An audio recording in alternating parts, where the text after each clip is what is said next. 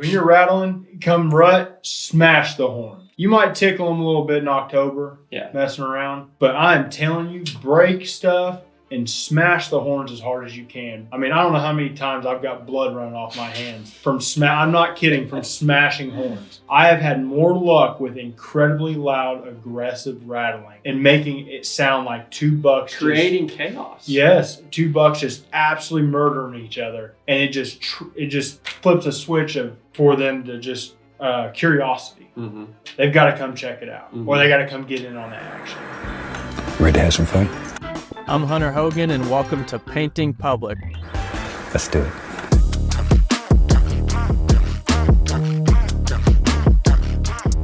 Oh my God. Dude, this deer's a giant. What's up, everyone, and welcome back to Painting Public by Trophyline. Today, we're going to be discussing an episode that we're calling Join the Chaos, which is our rut edition of hunting mature public land whitetail in the rut when everything is chaotic, from the deer chasing to leaving their summer patterns to the high pressure situation on public land. It can be a really tough time of year to really capitalize on a mature buck on public, but we've got some ideas, we've got some tactics, and we've got some guests who have had a lot of success doing that this time of year. So first, we're going to talk to Austin Culbertson. He has a very interesting tactic that I've never really thought of until I met him and watched him have a lot of success in the rut. His tactic has to do with playing the wind opposite of where most people would. Which kind of gets him away from pressure, kind of gives him an edge when it comes to that. And he's going to explain why he does that and how it's been really effective for him in the past. Then we're also going to have like a roundtable discussion with Jeff Raney and Herriman, who have both traveled a lot with me. We hunt a lot together in a lot of different states. So this time of year in the rut, we've got some very, very aggressive type of tactics, which is almost the opposite of what we've talked about from before.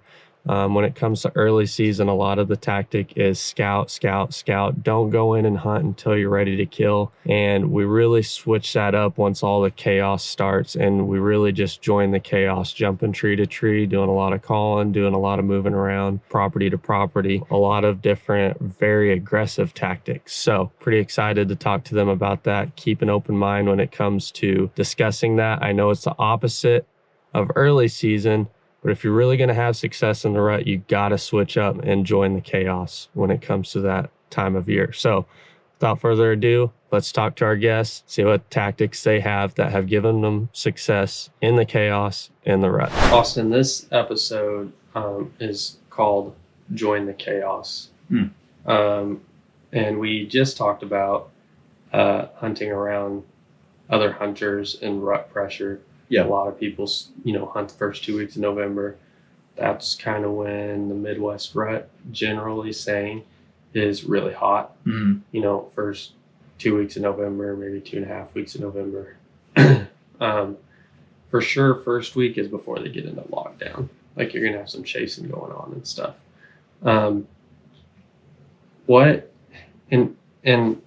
What I mean by join the chaos is I really struggled my first few years of public land hunting that time of year, because I seem to make it past the step of,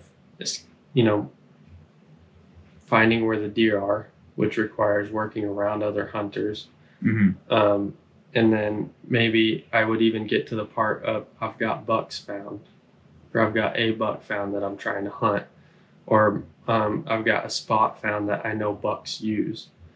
And then I sit on a spot for days and days and days and days. Yeah. And then I'm like, what am I doing here? And I had a lot more success this past season, me and Dylan both, with getting down and joining the chaos. Even if I have the perfect spot found, I would still get down and find what I call the nucleus of the deer. Mm-hmm. And I see you have used that tactic in the past, first of all, and second of all, combined it with this rut funnel or specific tree or specific area that you prefer. How are you mixing those two, and what extra factors are you adding in to where you can have success on a rut phase when they're chasing. Sure. Yeah. I mean, it's not just get in your rut funnel and sit all day, all week. Sure, that can produce a deer for me, but I don't want that to be how my life is. I like to think there's some variables that you can try to follow. Yeah. And so a few things that I look for. The big one for me, I guess. Let's just start there. Yeah, because that kind of like I said, one in mind. What's that? The wind factor. Yes, that's it. I mean, that is for me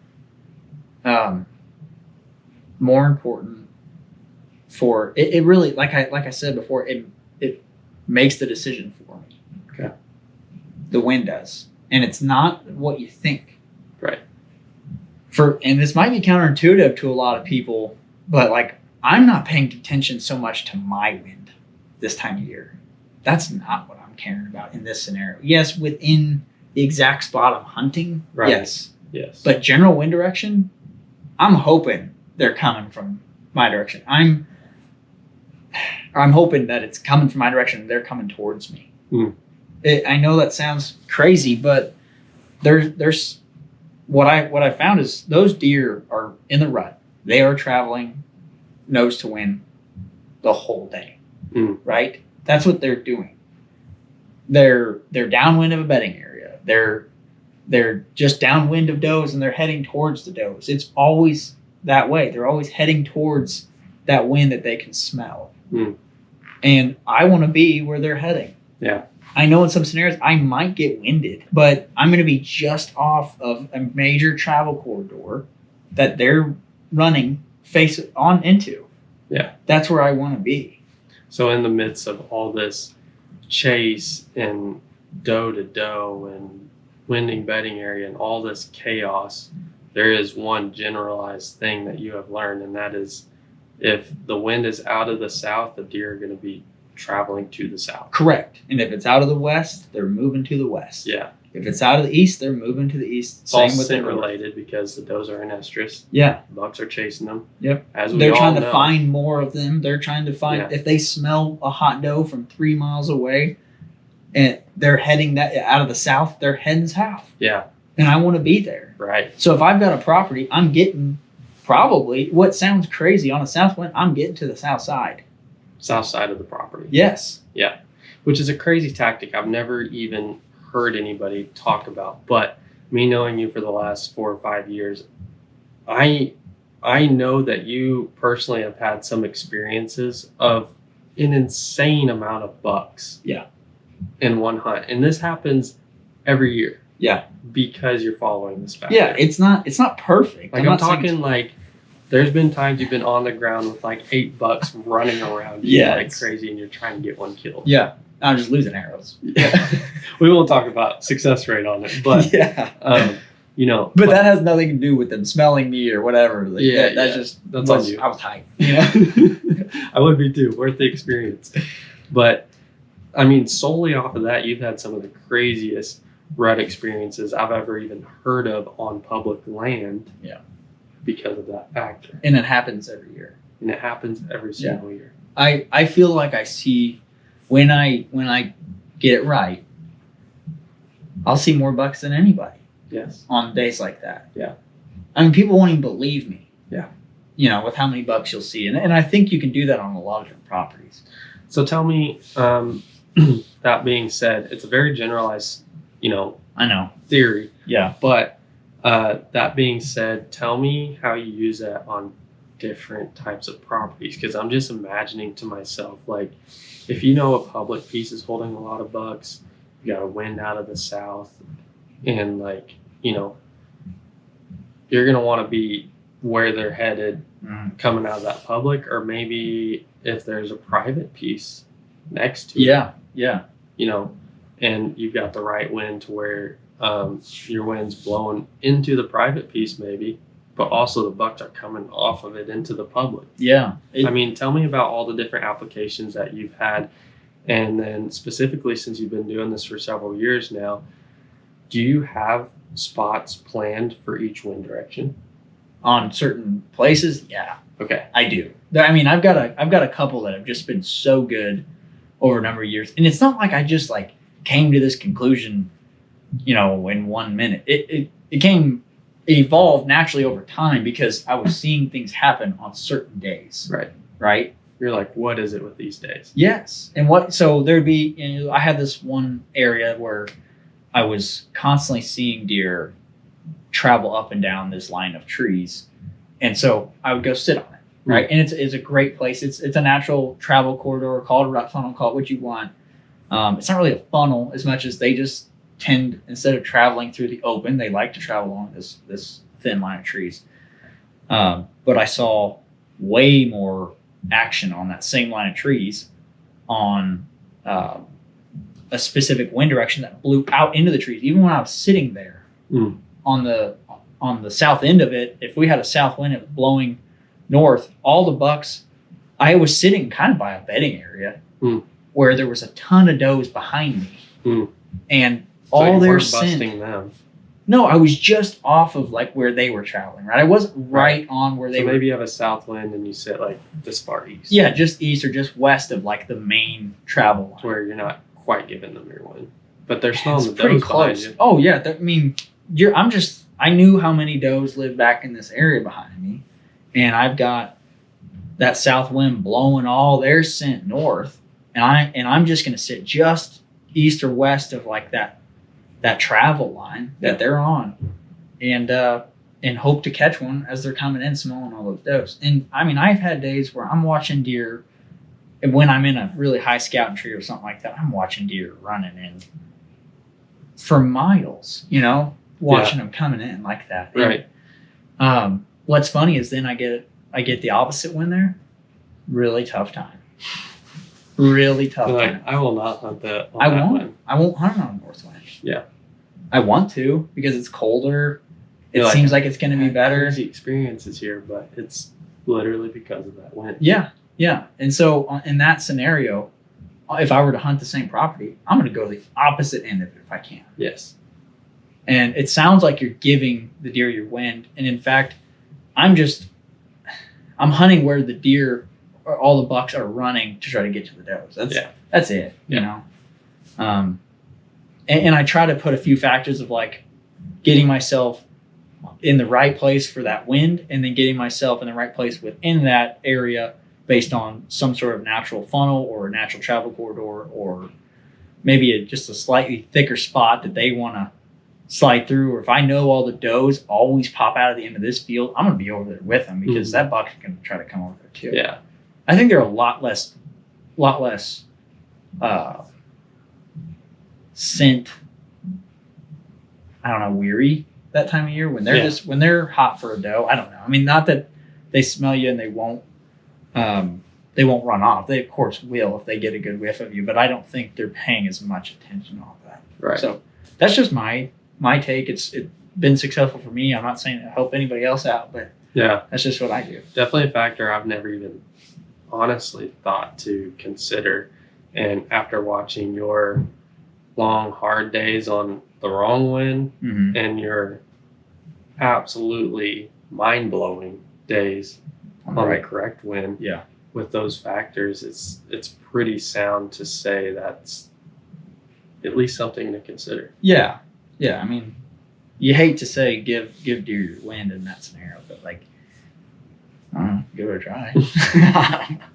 So if you're hunting the correct wind for your scent all the time, you're probably missing out on a lot of action. I think so. It's kind of it's almost like a reverse psychology of what you would think. It's like you're like, oh, I don't want them to smell me, so I'm going to sit on this side of the property, on this side of the bedding area, and never see a thing. Right. Like, okay, let's take an area where you've got a big bedding area, you've got a west wind. You're going to sit on the far east side of that bedding area, so to avoid, any of the does in there smelling you or any bucks coming in from the other side, but they're not going to be coming in from the other side. Because if those does are in there, the bucks that are coming, they're going to be coming from the east side because they're smelling those does in there. Right. If they're coming in from that other side, first of all, you're never going to see them. They're never going to come past you that way. Right. With the wind. Come to think of that, I hear a story from almost every hunter of like, I was sitting here and this is what I was hunting over here. And then all of a sudden he just showed up behind me. Yeah. It's like everybody has that story. Right. Like all of a sudden a buck is on top of you coming from the wrong direction. Mm-hmm. But in reality, he's following his nose and smelling that estrus and smelling those hot does. Right. And, I think most people are familiar with like a buck, like J hooking a bedding area. Yeah. And like scent checking it and stuff. But I mean, if you really kind of expand on that, look at the whole picture, when they're following their nose like that, they're going to be working their way up the wind. Right. All through the day. Right. Expanding all through the night. Not just about a specific bed area. You got to expand it to your property. Yeah. I think. And then they're never going to be headed the other direction. No, they'll never be running with the wind like you wish. Yes. Right. They're going to be running into it every single time. Now, a chase might turn into wherever. Okay. Right. That's but regardless, they're going to be following their nose in the general direction of the whole herd of deer, or nucleus of the rut action is going to be moving towards that prevailing wind. And the only other way I've seen how to hunt, for me, other than just sitting in a rut funnel or doing what I just said, is actively seeing a buck that's locked down with a doe and then being able to get into that. Because then they are usually in a bedding area. Mm-hmm. Usually they're pushing that doe off somewhere else alone, and they're trying to hide that doe from all the other bucks. So it's not going to be out in the plain, open, except for the deer you saw one time. But most of the time they're taking that doe somewhere hidden and kind of on the outskirts, maybe not where you used to. I've seen like a lot of bucks like use creeks and stuff like that, where they'll like take them down in a creek alone, or like on a bank or something like that. Like I've just seen that quite a bit. But anyway, if you can find that, that's a totally different scenario, right? I mean, that's when you got one on lockdown, there's a decent chance you can slide in there and kind of hunt it like an early season hunt. Get in there, get into a tree over top their bedding area, and if they're going to be in there for a day or two usually. And I got to see it specifically with a deer I've watched for 4 years. I mean, he takes does to the same spot every year. I just can't get to him there. Right. It's on private. It's on private. Yeah. So, but I get to watch that same deer do the same thing every year. And I'm like, gosh, if you could just get in the tree that he's sitting next to, you'd kill that deer the first try. Right. Yeah. He would never know. So it sounds like maybe even a buck creates a consistency of where he tries to get a doe into. Some do. I don't know if that's every. That one did. Yeah. Who I don't know knows? if that's every deer, but that buck for multiple years and multiple does over those years has taken does back to the same little peninsula of grass and hides them away in there for a day or two. It's unbelievable. I've seen him do it too. Yeah, It's you know insane. the buck I'm talking about. Yeah. Yeah, but I think that's another way. That's not something I've had as much experience with because that's kind of one of the only bucks I've ever gotten to watch as often in that scenario. But yeah, I mean I think that can work too. I don't know. Have you've kind of killed one in a bedding area during the rut? Was it similar to that? Was he with a doe? So the one I wish I would have killed was locked down with a doe. Biggest deer I've ever laid eyes on, actually. 130 yards out, just out of shooting range, locked down with the doe, rattled at him, grunted at him, snort wheezed at him, and he did not care one bit. Yeah. Hardly even He had looked his over doe. and bred the doe in front of us twice, and then took off for another one. Probably with the wind, because we had the wind in our favor for him. So once he got done breeding that doe, he didn't even come check out the fight. He just followed his nose up the wind. Yep. And then the next morning, I rattled in a buck in that area that came in. He's super aggressive, broken up buck, and got him killed in a bedding area. But that was all aggression based. So needless to say, joining the chaos, your version of joining the chaos is, and when I say join the chaos, I mean kind of do stuff that might be unconventional. Yeah, off the wall. Off the wall. Not what you do the rest of the year. Right. Yeah. And your off the wall tactic is you're hunting almost the wrong wind. Yeah. Yes. Like the opposite of what you would generally think of hunting the wind, and you're doing that because they're smelling the does. And so if you've got a wind out of the south you're going to be on the south end of that property. Correct. Coming to you. Yep. Awesome. All right. So you're talking about rut funnels. So this podcast is called Joining the Chaos. And it's something that I recently learned because I struggled with the rut. Mm-hmm. And my natural tendencies lead to why I've had success in early season so much, because I love studying deer. I love patterning deer. I love getting to know their personalities and what they do. I struggled with the rut because that's what I relied on, and you can't rely on that. You can't be tactical. Well, you can in its own way, like you said, but you can't be going after a specific deer all the time. You can't be like going off of their personality, because you can't scout more than you hunt either. Their personality leaves when there's a doe and estrus in front of them. There ain't no personality about that buck. How many times the last couple of years have I told you during the rut, quit scouting and start hunting? I know.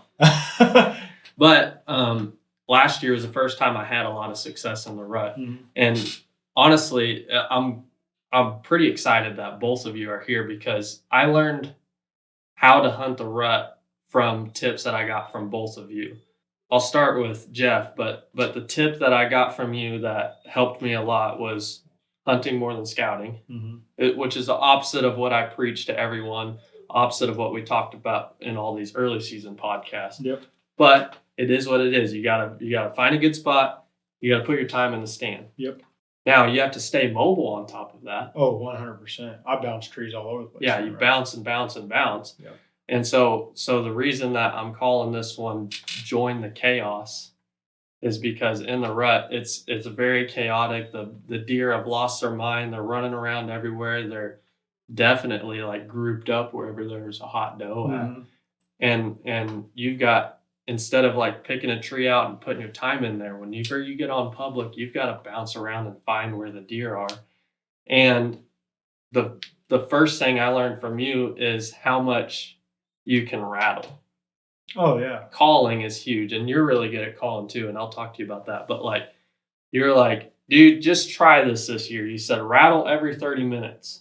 I don't care where you are or what time of day it is. Rattle every 30 minutes. Yep. And we killed like 3 deer rattling them in, and I bet I rattled 20 bucks in over the season, because I was banging them horns together every 30 minutes. Yep. And it was a blast. Yeah.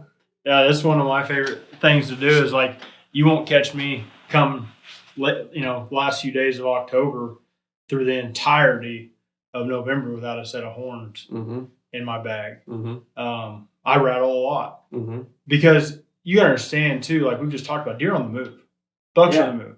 You rattled 30 minutes, didn't have anything come in. How do you know you don't have a buck 100 yards from you 30 minutes later? In hearing distance. And that's what I noticed about it. It's like I think one of the reasons I struggled is because it's like, okay, where in the world am I supposed to be at? I understand rut funnels, right? Yeah. But it's like I'm looking to get a deer that's running miles a day. Yeah. Literally running miles a day, and I'm trying to get them within shooting distance with my bow of me in this stand. Well, whenever you start calling a lot, one, you gotta, when they're traveling around that much, you just instead of narrowing it down to your ethical shooting distance, now you've expanded your effective distance to however far they can hear. Yeah. Which might be, how far was your buck last year? 600 yards? Yeah. A long ways. Yeah, if you got a quiet morning, you can rattle them in from. Yeah. So you've just like really expanded your effective area. Well, one more thing too is when you're rattling, come rut, smash the horns. Yeah. You might tickle them a little bit in October, messing around, but I'm telling you, break stuff and smash the horns as hard as you can. I mean, I don't know how many times I've got blood running off my hands from I'm not kidding, from smashing horns. I have had more luck with incredibly loud, aggressive rattling and making it sound like 2 bucks. Creating chaos. Yes, 2 bucks just absolutely murdering each other. And it just flips a switch of, for them to just curiosity. They've got to come check it out, or they got to come get in on the action. Yeah, we get so in tune to bow hunting being like a quiet, methodical, don't make any noise, don't bump them with your wind type of mentality. Yeah. And then when it's time, it's chaotic. Like, break branches on your way in, smack your horns together, like move trees in the middle of I've sat there and I like to get in a big pile of leaves and some sticks and branches, and I'll do it on the ground. I'll rattle on the ground. And I will just stand there and I'll stomp all over, and I will be kicking leaves and branches everywhere and just smacking horns together. Looking like a public land specialist. Oh, dude. And I'm telling you what, I have called in more bucks rattling like that than any other. I don't rattle near as many bucks in just from the stand. We got to get a TikTok of Jeff doing that. Yeah. Like, I'm telling you, I'll look like a dang pile of squirrels down there on the ground, just running all over the place and just making as much noise. Yeah, grunting, like just make noise. Like, it ain't got to be perfect. Not all deer sound the same. It's kind of like elk hunt. Not every elk bugle's the same. Just grunt on your tube and freaking smash horns. Now, I do have more specific ways of, if I'm just solely grunting a deer in. Right. That's a whole nother thing. But yeah, when it comes to rattling, aggressive rattling. Yeah. And I learned that from an early age. I hunted some really great properties with great buck to doe ratios and learned really quick, the more noise I could make, the louder I could hit the horns together, the more it attracted bucks. And that's not just because they were far away. Mm-hmm. Even bucks that were close. Mm-hmm. They were just more likely to come in with aggressive rattling. Right. Not just tinkling horns together. Yeah. Or just, Right. So, rattling's a great tool, especially on public land. If you're not calling on public land, I don't know what you're doing. Trying to eat a tag, like in the rut, like. Well, surprising enough, that's kind of the opposite mentality of what most people think. Yeah, And the reason is they're like, oh, these deer have been called to so much. But deer, guess what? At the right time, they're, like I said, they lose all personality. And they're all about the rut. There are some bucks that are docile because of their personality, and they won't be called in. It's just like public land turkeys. It's like I grew up hunting public land turkeys, and all three of us have killed a lot of turkeys. And like most people I know, that even if they've had a little success turkey hunting, but like a lot of them have this mentality of don't call too much. Whatever you do, do not call too much. And like I'm over there cutting gobblers off in the middle of their gobble. Yeah. Like every time, like I've sat there and argued with like a tom for an hour, just back and forth, cutting them off, getting them fired up again, purring at them, making noise. It's and then they finally come in. This is another thing.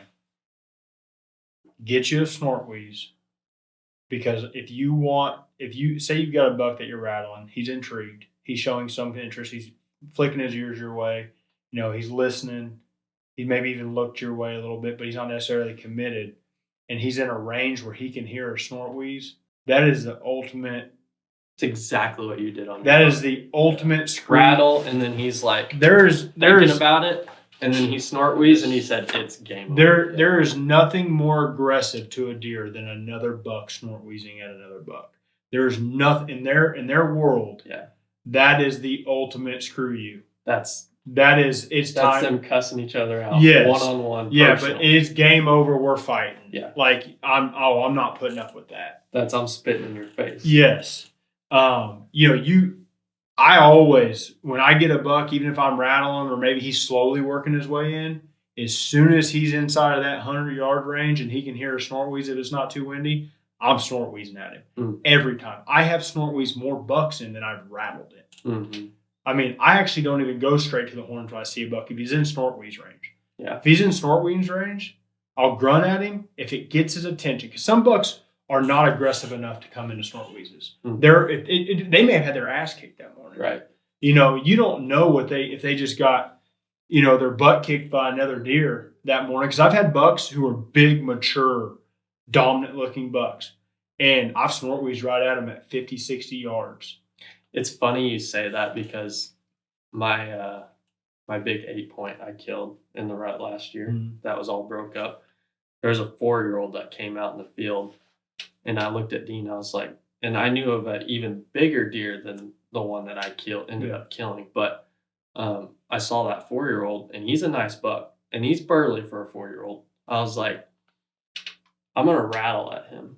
Not to call him in, but to see what he does and reacts. And I rattled and snort wheeze at him, and he looked up and ran the other way. I was like, and most people are like, what the heck? Why would you do, like, what was that for? You know, why'd he run away from me? I was calling him. Buck in the area. Yeah. Well, he's got his butt kicked. Yep. And it wasn't 5 minutes later, here comes this big white wreck. And I was like, that's why. And he's all busted up and everything. And he came in mad. Yep. Bucks have. I had one day in Kansas where I was sitting in a little creek bottom, and I'd hunted there for years. Usually your dominant buck's usually going to be a buck you want to shoot. Normally, yes. But I'm telling you, I remember I snort wheezed at 5 bucks one day. I called, I think 3 of them in. Mm-hmm. 2 of them wanted nothing. They didn't turn their ears towards me. They wanted nothing to do with it. They wanted to go on about their way. They didn't want to fight. And this is like November. They're like looking. This is like November 14th. I had 6 bucks that day. I think it was 5 or 6 bucks that day. Over 160 walked through this creek bottom. This is when I was young, though. I didn't end up killing one. I almost killed the biggest deer of my life that night, though. And I snort wheezed him to 25 yards. And couldn't get a clear shot. He was the one they were scared of. Yep. He came right in. Came right into 25 yards. Yeah. Unfortunately, couldn't get a clear shot at him. He had limbs over his vitals. But, I mean, all it took was one. I snort wheeze. I call it every buck. It doesn't – if they're a shooter buck, I'm calling at them. Mm-hmm. I don't care. I don't care if they don't like it. I don't care if they run away. It's all about being aggressive. You want to kill big bucks. You want to kill big bucks, especially on public land. You got to be aggressive. You can't worry about spooking deer. You can't. That's what I struggled with. Is I had to lose that fear of I'm going to mess it up. Yeah. Because you're not going to mess it up because it is pure chaos. Yep. Yeah. And you can't mess up pure chaos. It's already messed up. You can't mess it up. And if one buck, you come rut, one big buck gets away, there's another one around the corner. Mm-hmm. You may not see him or know about him, but there's another one around the corner. Yeah. Or the next day. Right. Like you don't have to. It's a new day every day. It's a new day every day. And that's the thing. There's new bucks every day in some areas during rut. Getting into what I was going to talk about before we went into that last point, I had 17 bucks one time in one day come by my stand. I mean, it's just the most insane thing you'll see.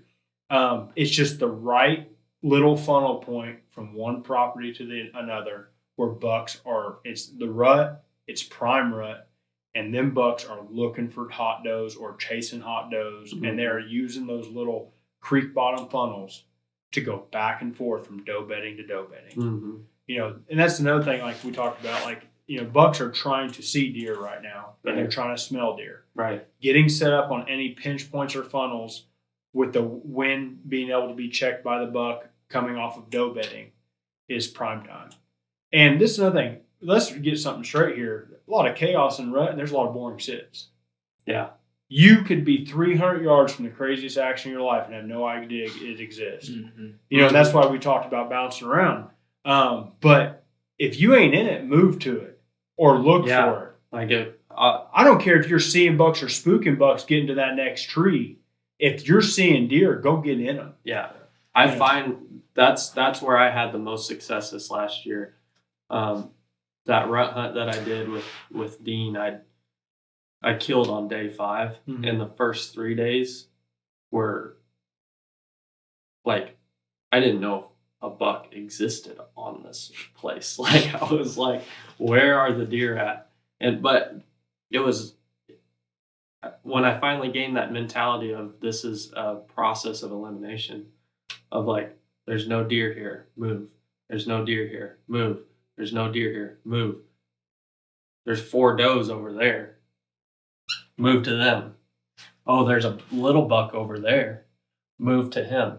And I like inched closer and closer and closer, and finally I got to the nucleus of the deer, and there's mature bucks everywhere. Oh yeah, I mean, if you ain't in them, go get in them. Yeah. Don't just. I'm talking. And that wasn't a process of days. That was a process of hour by hour. Yeah. I would sit in a spot for 2 hours. I would move closer to where the deer were. I've moved 3 trees by 9 a.m. before. Yeah. I mean, I'm bouncing sometimes. Now I do have places. Constant aggression. If I will tell you this though, there is another side to it, and I've had a lot of luck doing this because I am not afraid to sit all day in a tree stand.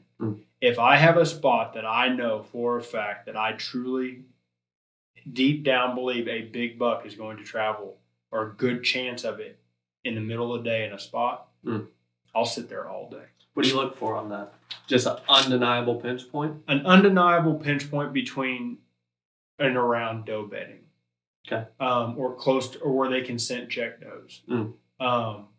And check scrapes or whatever. But, a finch point, a creek bottom. I mean, I'm telling you, it's this simple. People overcomplicate it.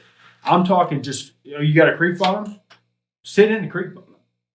I mean, get in that creek bottom. You sound like you're from Kansas. And I mean, I am. Yeah. And it's true. I mean, and there's a lot of people that travel to come and hunt here and people that live here. Get in a creek bottom and put a stand up. And I promise you, if it's rut in Kansas and your weather's right, you're most likely going to have a buck. You may not be the one you want to shoot, but you're going to have bucks walking through. Yeah. I mean, that's just now. That part gets a little complicated on hill country, big woods. It does. That's a whole different thing. And I got into hunting bigger timber in Missouri, which I've had some success at. Because that was like, I remember the first time you came to Missouri, which you tagged out on day 2, your first time there. But like one of the first things you said is like, one of these days, I'm going to come to Missouri and kill a big timber buck. Yep. Because that's something you always wanted to do. You never had an opportunity to do it. And I did that the next year. And it was in the rut. Yeah. On public. Yep. Yeah. On your own. No leads. And that's that's another thing too. I mean, it take us all day to talk about where you look for to hunt big timber. It's a different game. But bouncing tree to tree is part of it. A big part of it. Yeah, big part. Maybe of even it. bigger. Yeah, you're bouncing tree to tree. You're just trying to find it. I'm walking in. Sometimes I'm spooking deer to try to get into deer. Yeah. I don't care. Yeah. I just want to be in them. Yeah. In the timber, if you're sitting in a timber patch, you can't hear nothing around you. You can't see nothing around you. Move. Like, you don't hear deer run around. Yeah. Move. Like, I'm not sitting all day in one tree in big timber. Yeah. I'm bouncing around. Now in Kansas, I mean, that's another thing too. Like, people don't know you got to have tenacity to kill during the rut. You got to be willing to have boring all day sits. Like, if you really truly want to kill big bucks in the rut in a place in the Midwest, but you're the guy who's like, it's 9:30. I'm kind of bored. I hadn't seen anything this morning, but you're in a great spot. Why are you getting out of your tree stand? I mean, I don't understand it. Bring some snacks, play on your phone. We got technology, I guess. I mean, that's what you got to do. I mean, I remember doing them without phones that you could play on all day. But, I mean, carve a stick. I don't care. I mean, just sit in the dang tree, tie yourself to it, put a padlock on it, and throw the key out of the stand. I don't care what you got to do. Just stay in the dang tree. And people get, I see it all the time. Like, guys like, oh, it's 60 degrees today, but it's November 12th. I'm going to get out. I don't understand it. I don't know how many, some of the biggest deer I've seen in my life have been on the non-ideal weather days during the prime. Now, I'm not saying every day of November.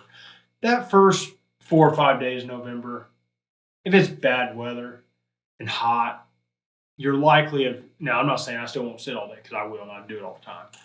But I will give it to you. Like, there's a good chance, like, if it's hot weather, midday's fine. Depends on where you're at, too, because, like, where I'm from, prime time is the first few days of November. Yeah. And for where you're from, like, November 12th. I would say my favorite time, I've got 2 favorite times. I break down rut into phases.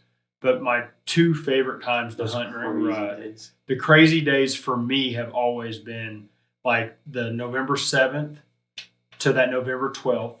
Then you get a little lockdown period from the 12th to like the 16th is what I call it, where most of the does are being bred. It's really boring. You're sitting all day in a stand staring at trees.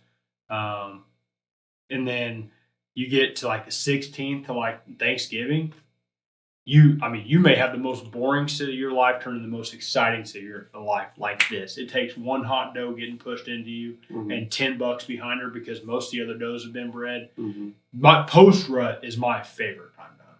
That is when 7, 8-year-old, these old bucks just slip up and do stupid stuff. They bred all the does in their area. They don't have any more hot does.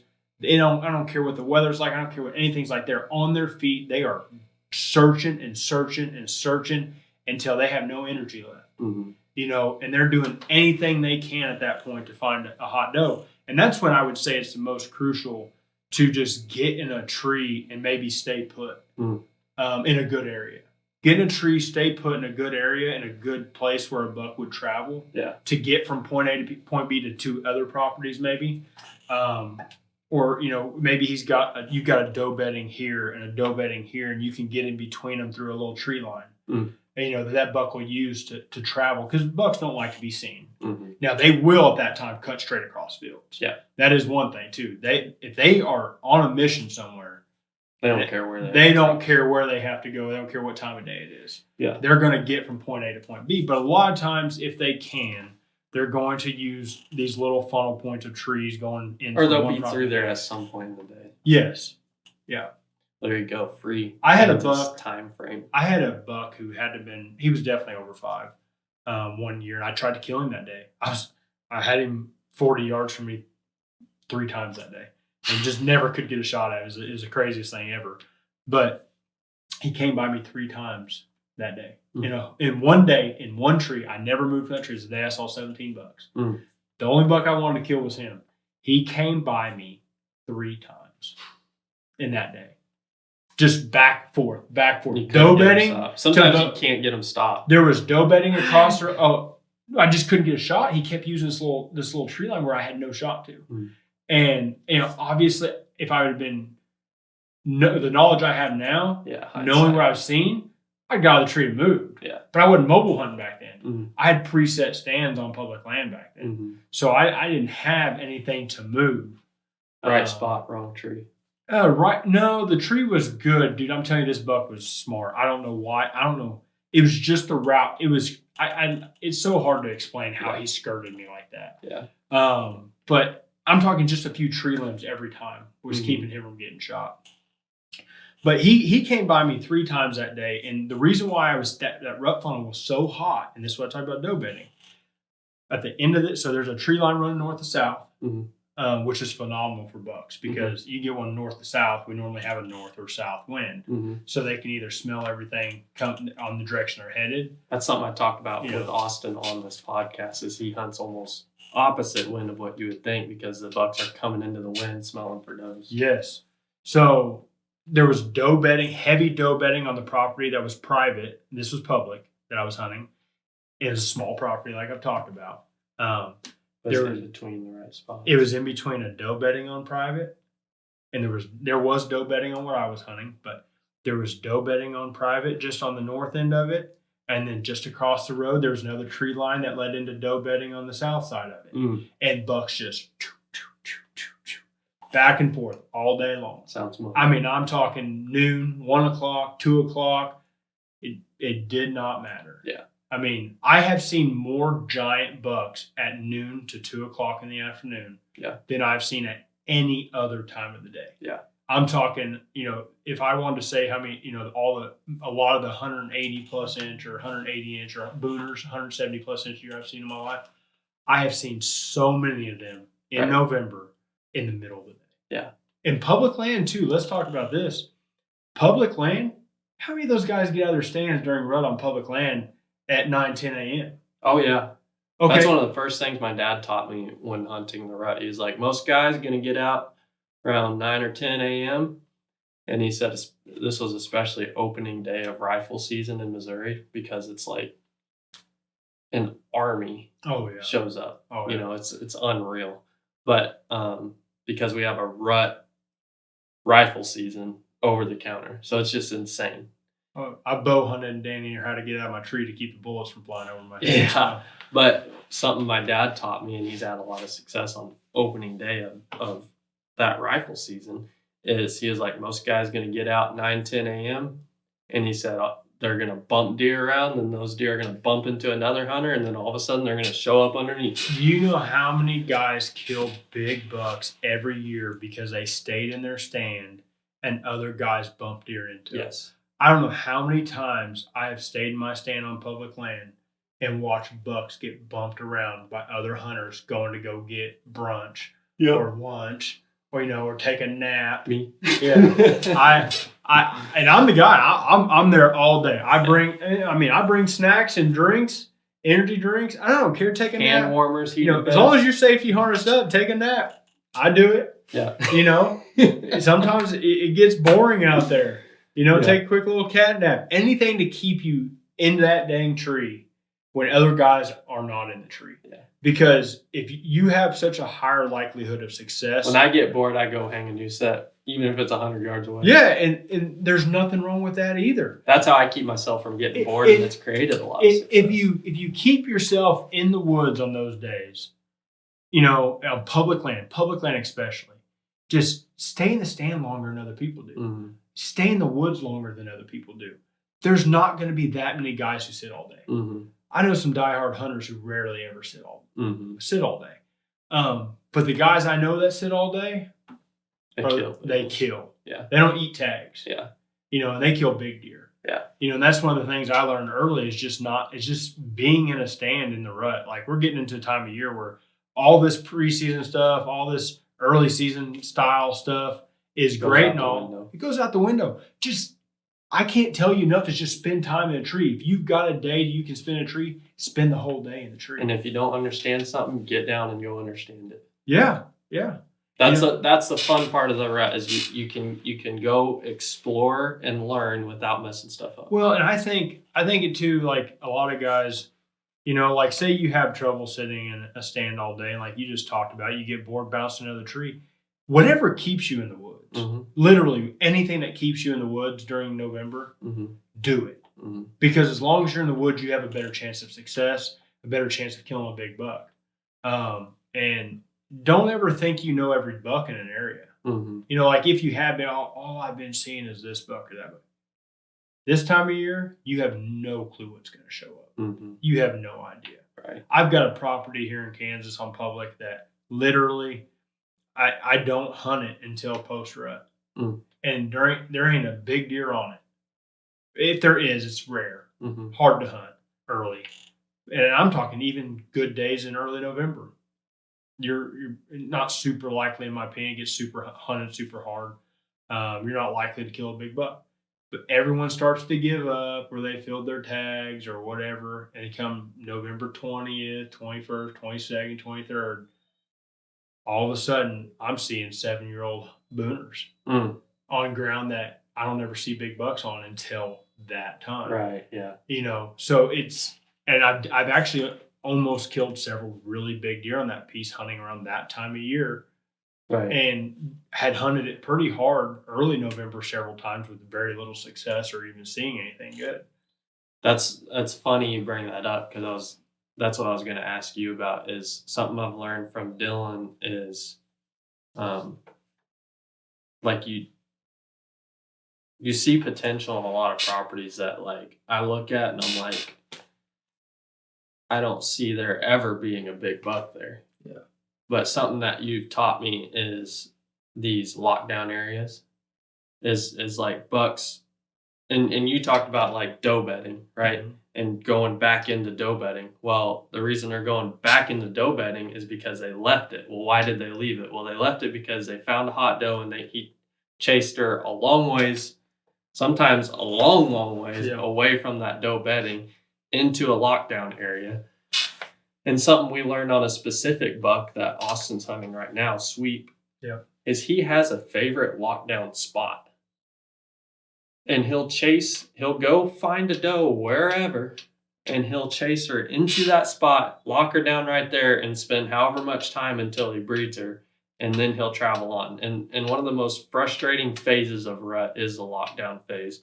And it's something I've seen you had a lot of success on, and it's like we're all frustrated looking for a buck, looking for one running through a funnel, and Dylan's over here like, oh, I'm on one, oh, I'm on one, oh, I'm on one, So tell me first of all, what taught you to look for those kind of places?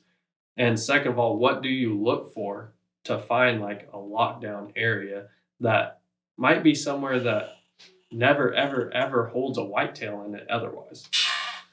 Well, what I look for is I'll look at surrounding properties and how they lay out and where bedding could be on those properties, where a big buck will move out of there with a doe and go bed up in some tiny bush in the middle of a field. Yeah. And We talked about this yesterday. yeah, like We literally talked about exactly this. Mhm. Yeah. and they do that, and it's really easy to watch a big buck skirt from this to that, and then go set up on him and kill him. Well, so what's funny is we talked about this yesterday, and that property I just mentioned, I don't hunt until post rut. I was telling him how I get on bucks on that piece is I actually would drive the shoulder of the highway. This is right off a main highway. Oh, that's that spot. Yeah. That's that spot. And I actually missed a really big deer because I shot him for the wrong I distance. remember that. Yeah. It should have been a perfectly executed plan on a very awesome 10 point. But I would drive, there's these like I call them briar bushes. I have no idea what kind of bushes they are. But they don't have much leaves on. They're real stickly, kind of a purplish color here in Kansas. And there's a whole pile Plum bush? Yeah, plum bushes. They're like plum bushes along the highway here, and it's a little bit of a like highway KDOT ground that is really narrow. And there's a fence line that goes to public right there. And literally them bucks will go and push does every big mature. I'm talking 5, 6, 7-year-old buck. Go push does right there next to the highway. Into that plum. In that plum thicket. And then they cross back and forth on the public. Mm. And I should have killed a very big deer executing this whole plan a few years ago. Well, I remember you telling me about a few different hunts on a few I've done that a lot. Yeah. If I have a tag late November, I always go out there and I will drive the shoulder of that road and I glass my binos. If there's a buck bed in there, I go and cut him off on the other side, on the public side of the fence. Yeah. And wait for him to come back across. Yeah. But yeah, I've done that. I've done that a lot. But you got to remember, and this is something I learned from Rod White, listening to him a long time ago about lockdown. This is what has helped me during the lockdown phase, kind of like what Dylan talks about. Bucks want to take does. They don't want to be around other deer. They want her to himself. Yeah, exactly. They don't want to be around push deer. them away from the doe bedding. They don't want to be around any other deer. Period. They go where deer don't want to go. Mm-hmm. They're going to go to a place that is dangerous for them. Mm-hmm. Because that buck knows that he has her to himself there. It's very unlikely for him to run into any competition with that doe. Yeah. I have watched bucks. When he finds one and he wants to breed or not fight other bucks. Exactly. So I've watched bucks lock down does in the wide open fields in the smallest little draw. Mm-hmm. I mean, my lockdown keys are super thick, nasty thickets that are hard to get in and out of. I'm talking hunting tight. You ain't shooting 10, 15 yards in them. Mm-hmm. So if you can get into anything crazy thick, and you ain't going to see nothing until you kill something. Mm-hmm. Yeah. I mean, it's literally, you ain't seeing it till you kill it, and you're going to kill him when he's pushing a doe in there. Right. And it's probably going to be at 10 yards or less. Yeah. Crazy thickets, and then locating lockdown bucks, just like I talked about, in places you would not expect deer to be. Right. Little tiny pockets out in the middle of 3 connecting fields, little finger draws that are really secluded, and there's not a lot of cover, but just enough for them to tuck back into. Places even near, people. Mm-hmm. I mean, I've roads. seen them in the middle of wide center medians through highways. Yeah, because they know other deer don't want to be there. Yeah. Bucks don't want any competition when it's time to breed that doe. Because they'll breed that doe typically for a couple of days, and they want to be undisturbed for that time that she's receptive. Yeah. And they will, you would be amazed at the places those bucks will take those does that you would never believe a big buck like that would ever go. That's exactly what you found on your booner. Mm-hmm. Found a lockdown spot, and he would leave and go find a doe, and we knew where the doe bedding was on this certain private piece. And then all of a sudden, here he'd come pushing the doe and come right into this wide open field with a little patch of CRP. All night. I remember I stayed up all night making sure I'd kill that deer the next morning. Just e-scouting, and then we found out where he actually come from. Yeah. And then we killed him. Yeah. Quick. So what kind of places do you look for like lockdown? Because like I said, some of the places you've pointed out to me, you're like, this is where we need to be this time of year. I'm like, what? It's just really tight.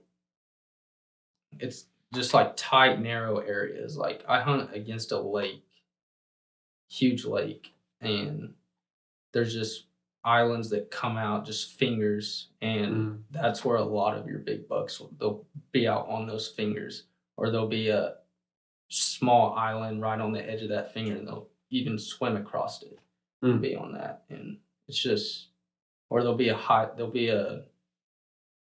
don't know, just a finger going out, and then there'll be an island in between that, and the water will be low, and they'll cross back and forth to that. And if that's the case, that's where you want to be every time. Where you can get a shot. Yeah. I've heard of bucks using those little islands that they can swim to close. They're like big, like decent sized little islands that have a lot of trees on them. Like there'll be scrapes all over them. Like people where we killed your Oklahoma buck, that in the rut is unbelievable. Because they're locking does down. Yeah. I've never seen anything like that. Yeah. It's crazy. Huh. That makes sense. I feel like we've covered, like, we didn't even do this on purpose. We were just talking about joining the chaos, but we've really covered like a lot of phases of the rut, like early rut where it's like important to rattle, call, like when bucks are proving their aggression before does come into heat. Yep. And then you got like the first phase of does coming in heat, and you're talking about like spending time in the stand. Well, like, and you know, not being afraid to move, but the point is being in the woods all day.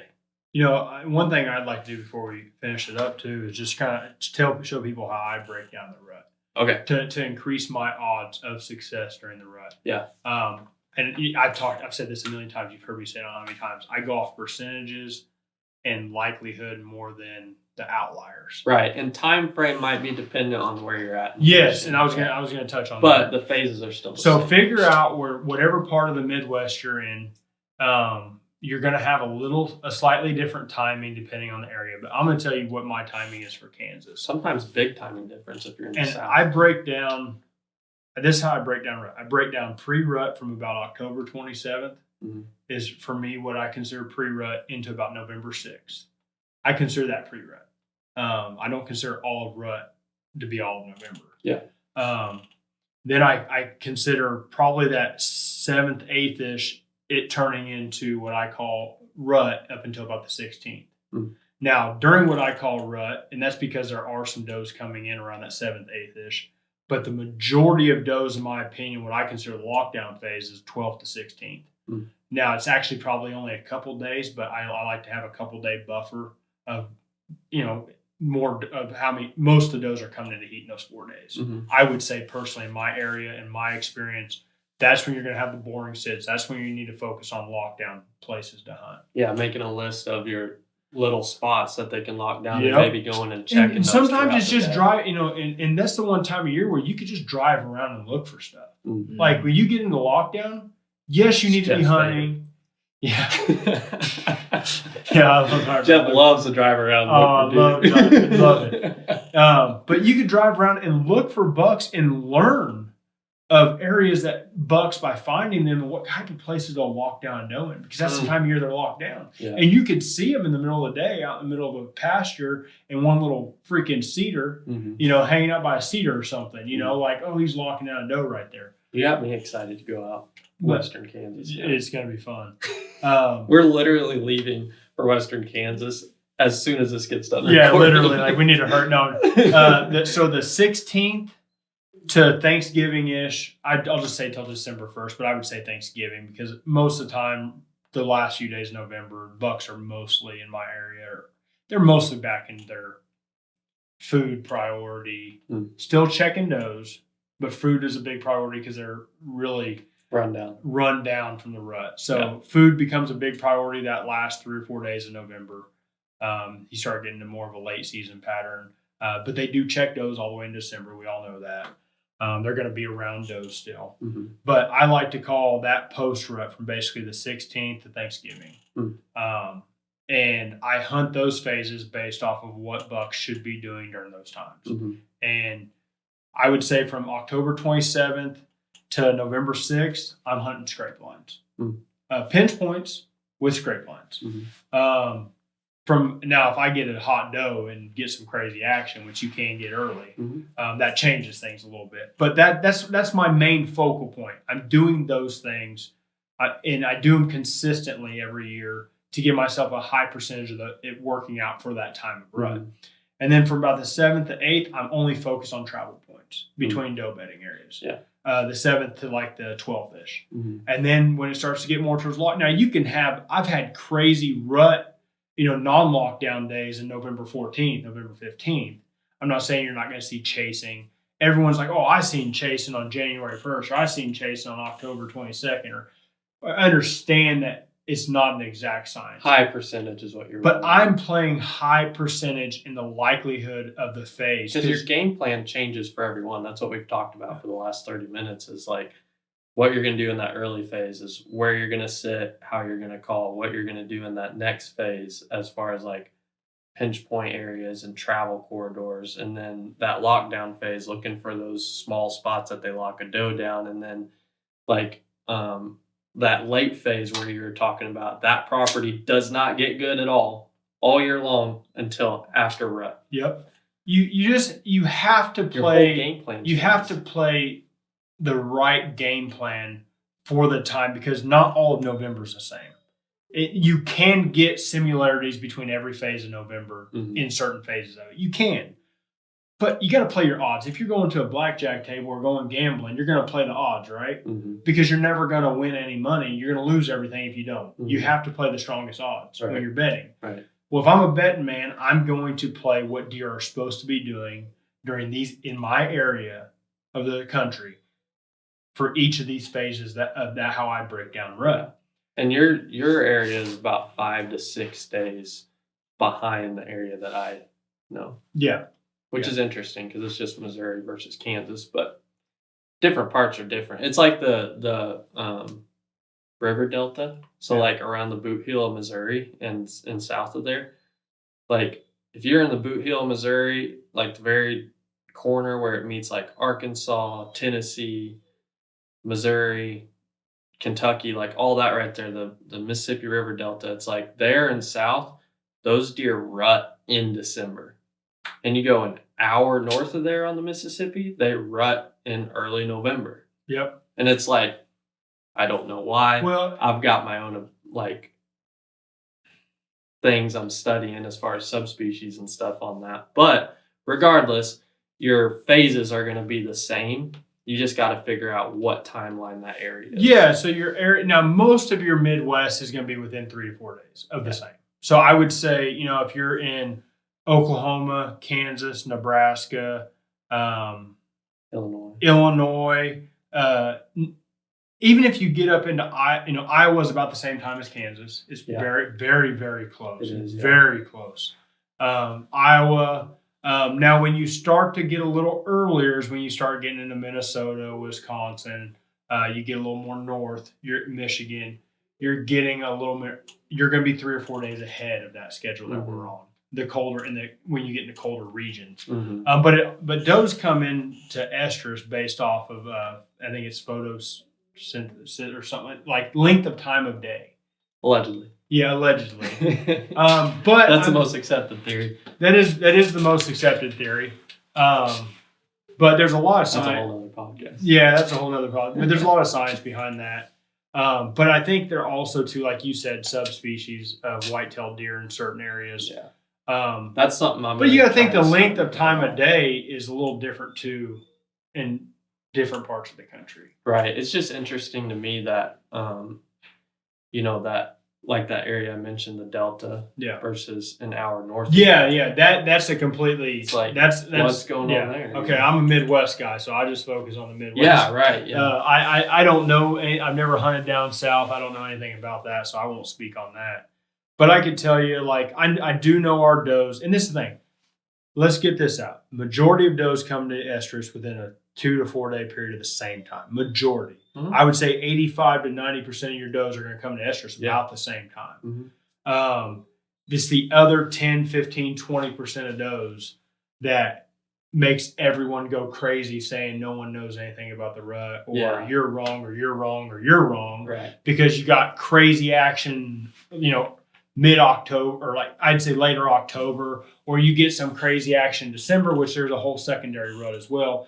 If you have a buck to doe ratio that's out of balance and there's too many does to bucks, you're going to have a better second rut. Right.